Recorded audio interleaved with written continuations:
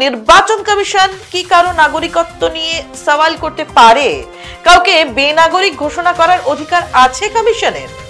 আদৌ কি ভারতের সংবিধান এহেন এখতিয়ার দেয় কমিশনকে? প্রশ্ন উঠছে, আরো প্রশ্ন উঠছে। যাদের নাম বাদ যাবে তাদের কি হবে?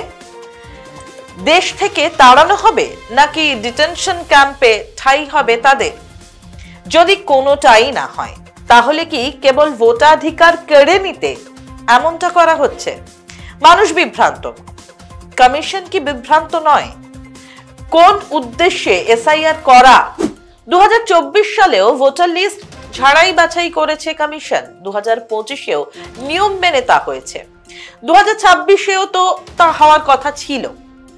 প্রতি বছর নভেম্বর থেকে জানুয়ারি অবধি নির্বাচন কমিশন নিজেরাই ভোটার তালিকার সংশোধন করে। তাহলে আলাদা করে কেন এসআইআর? ভোটার তালিকায় যদি ভুয়ো ভোটারের নাম থাকে সে দায়ও তো কমিশনের উপরই বর্তায়। বিহারে এসআইআর শেষ হতেই ঘোষিত হয়েছে ভোট। এসআইআর শেষ হওয়ার পর বাংলায় চূড়ান্ত ভোটার তালিকা বেরোবে 7ই ফেব্রুয়ারি।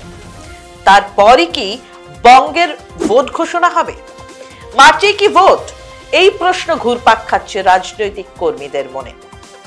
আর আতঙ্কিত আম বাঙালি।